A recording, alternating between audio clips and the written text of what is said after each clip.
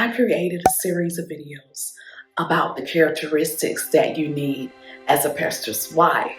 And what motivated me to want to create this series is because I am a pastor's wife.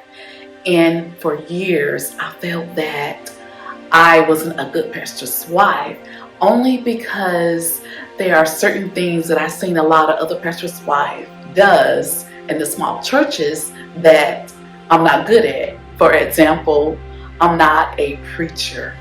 I don't like public speaking. So since I couldn't do those two things, I felt that I wasn't good at pastor's wife. Not until a couple of years ago, I realized that none of those things didn't matter, and that is not what makes a good pastor's wife. There are certain characteristics that you need to have as a pastor's wife in order to be a good pastor's wife. The reason why you want to be friendly is because every so often you may have another lady at your church that may need to confide in you about something, but if you carry yourself in a way to where people feel like they can't approach you, they're not going to approach you. So you want to make sure to be friendly. Being a good listener is very important because, for one thing, your husband is going to talk to you a lot about church business, and a lot of times he's just going to vent to you. And when someone vents to you, it's not that they want your opinion about it, but they just want you to listen to them. So you're going to have to train yourself just to be the type of person to where you can listen and don't always give your opinion about it, because a lot of times he's just letting off steam. And what I found out too about being married to a pastor is one day he may be mad about something, and so he's telling you about something that he's going to do or whatever, how he's going to handle the situation because he's tired of it. Then the next day or so, he's fine. And it's just like he never said it. So I have learned to listen and don't always give my opinion, and just don't take it too hard when he's talking to me about certain things. He's just talking. And another thing too, you are going to have people that's going to talk to you. When someone tells you something, and if it's something personal, whether they even tell you not to tell anyone or not, don't tell anyone anyways, because it's their personal business. Even if that member decides to go to another church, whatever that person told you in confidence, you're supposed to always keep it in confidence no matter what. Being that you are married to a pastor, we want to know about a lot of the members' business, and not only just members' business, but people as a whole. So whatever information that you find out about someone, you don't get with other members or other people and discuss someone else's business, because that can be devastating to that person that you're talking about. So you have to learn to keep quiet. It's very important to learn to control your tongue.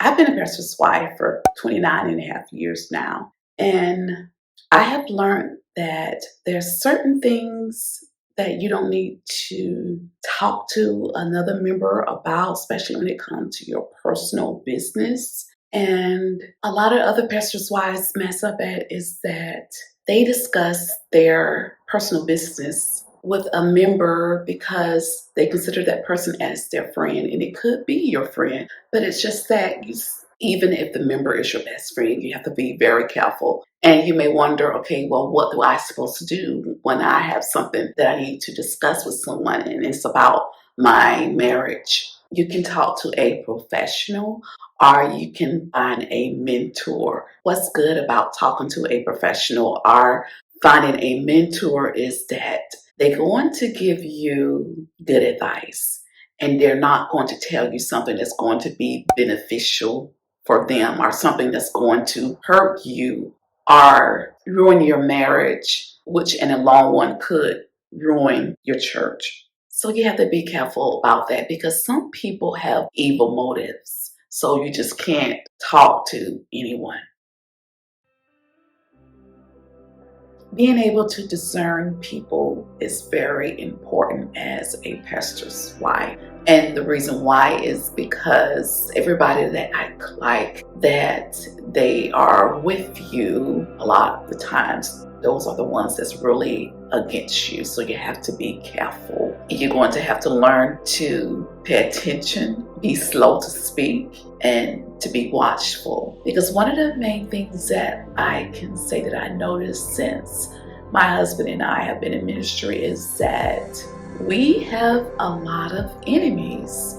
A lot of people are going to want to see you fail. So you have to be careful of knowing who your friends are, or who's really on your team and who are not. If you're not watchful, you can easily fall into a trap.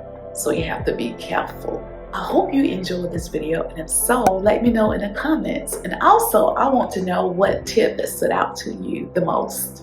If you enjoy my content and you want to support me, subscribe to my YouTube channel and click on the notification bell. That way, every time I upload a video, you will be notified.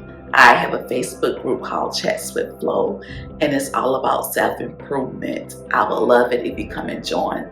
Thank you for tuning in, and make sure to stay tuned for the next upload of the characteristics that you need for a pastor's wife. Bye.